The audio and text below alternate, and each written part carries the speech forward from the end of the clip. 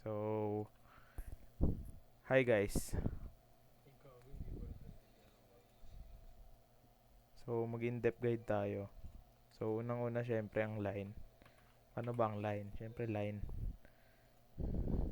So, ganyan siya. Pwede siyang pababa, pwede rin siyang horizontal, pa-vertical. Pwede rin siya pa-diagonal. Ayan. Then, pwede kayo mag-insert ng angle dito, no? So, syempre, basic stuff, 90, 0 degrees, 180 degrees to 70, tsaka 360. So, kung gagawa kayo ng line, ng may precision, magpa 5 ka, so yan na, lalabas na yan. Ang measurement niyan is also 5. So, automatic yon. Pwede ka rin naman line ulit. Pwede ka rin gumamit ng nitong gagawin ko. So, magda-diagonal ka. So, hold mo shift kahit naka F8. Pwede mo i-diagonal. Then, at mawawala yan. Type nyo lang yung measurement na need nyo. Sabihin natin 5 ulit. Then, less than. Pag ni-less than nyo, click nyo yung kailangan yung angle. Pwedeng 1 degree, 2 degree, 45 degrees, 90 degrees, 57, kahit ano. So, try type natin 45. Automatic na yan. So, yung angle nyan is automatic 45. May different angle form yan. Pwedeng nasa labas yung angle. Pwede rin mang nasa ganyan, arrow, nagkakaganyan. Ay, kinaklik. Pwede rin nakalabas yung arrow, nasa loob yung text, then same nasa loob. Tas yan. So, may 45 degree angle ka na. Then, pag gagamit kayo ng mga dimension, may, alam ko, 4 eh. No, 5. So, may DLI for this one. Then, DAL for this one. And, ito nga yung DAN para sa angle. Ayan. Pwede rin maganyan. So, automatic na yan. Next is DRA and DDI. So, yun na yung next. So, mamaya natin show yun. Then, yun lang yung basic sa lines. So, next natin is yung dimension. Yun nga yung sinabi ko. So, gusto nyo palitan yung dimension, go to dim style. Then, ang alam ko, para magkaroon ng text, may dalawang problem. It's either malaki sobrang text or sobrang liit. Pag ganon, modify mo, then go to, I think, go to text, then, pag sobrang laki kasi niyan, 1,000, ganyan makikita nyo. Sobrang lag. So, modify nyo ulit siya. Ganyan nyo siyang, tama lang, 0.2. Yan. So, yan. Ganun nangyari. Lumaki yung dimension line. Yan. Undo lang natin. Go ulit tayo dito. Modify. May chance rin na sobrang liit. So, sabihin natin 0.02. So, wala, no? Ayaw pala. 0.0002. Okay. Then, close. Walang makita. Pero meron yan. Sobrang liit nga lang. Then, ando na lang natin. There we go. So, yun lang yung ano nun. So, meron pa dito is yung sa may modify ulit sa primary units, precision. Ito yung 0.0, ito 0.00. So, pwede rin hanggang dyan. So, ganyan karami yan. So, pag ganyan. Pero ito yung mas gusto ko mas favorite ko yan. So, okay. Then, yun na yung basic. Meron pa may sinabi pa is drafting settings. So, dito nyo makikita yung mga snap and grid. Sorry, di ko pa alam yan. Pero yung object snap, ito yung endpoint, midpoint, center, geometric center, node, quadrant, intersection, extension, insertion. Actually, ang alam ko yung insertion, magi-insert ka ng isang bagay sa pang bagay. Perpendicular, tangent. Alam ko sa circle yan eh. Nearest, pinakamalapit, apparent intersection. Hindi ko na alam yan. Parallel.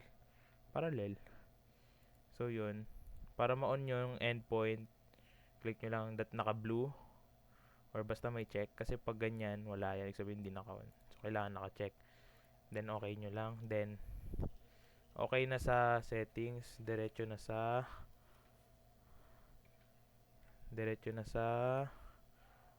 circle.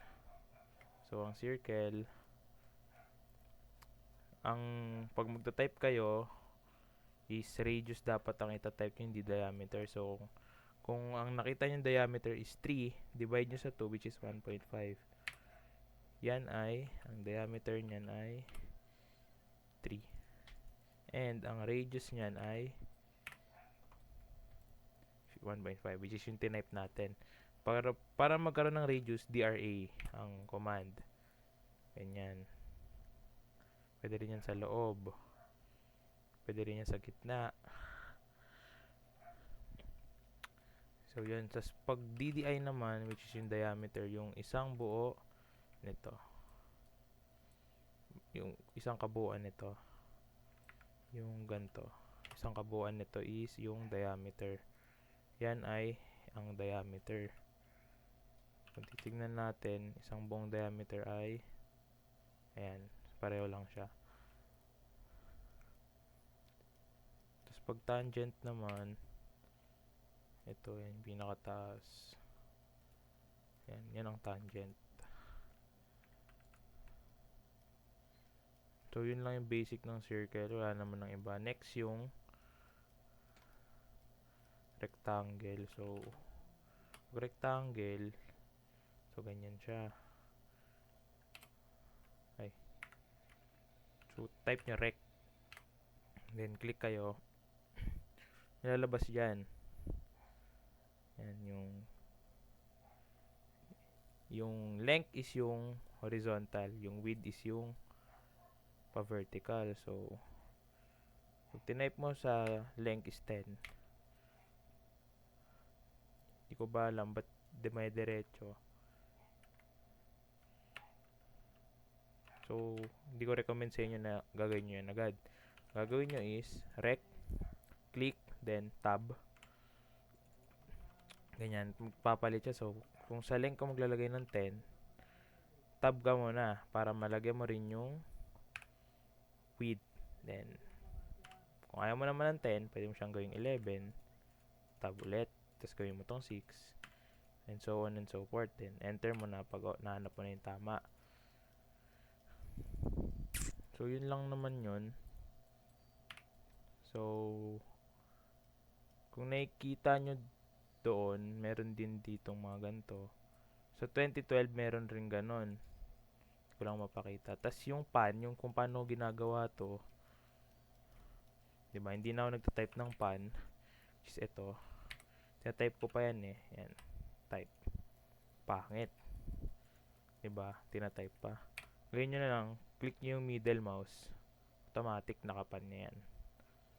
Tapos yan. Pag nirelease nyo, hindi na ulit nakapan. Ganyan. Hindi ko pa alam yung ibang mga ano eh.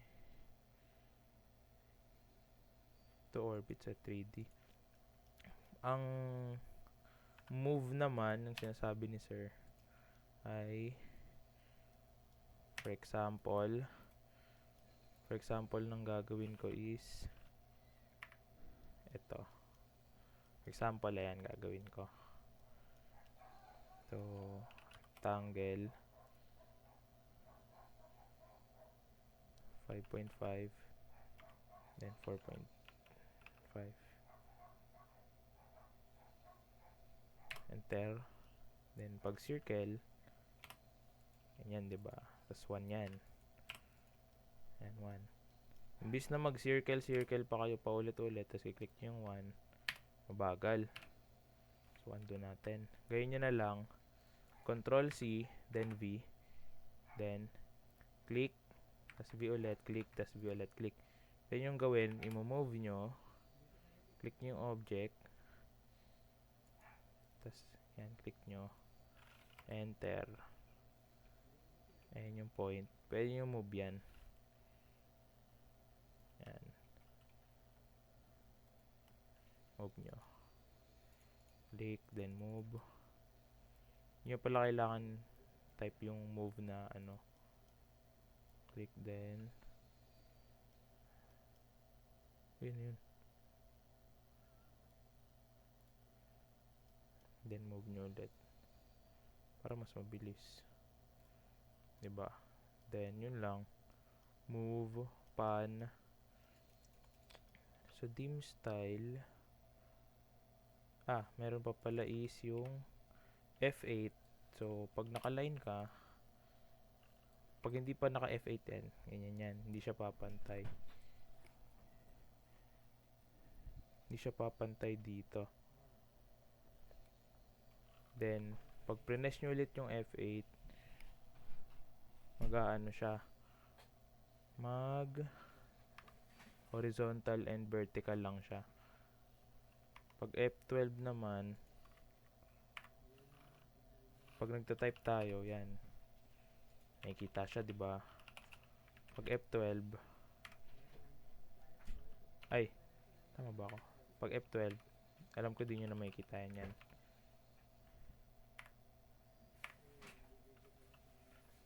F12 ko ulit kasi mas maganda yung nakikita.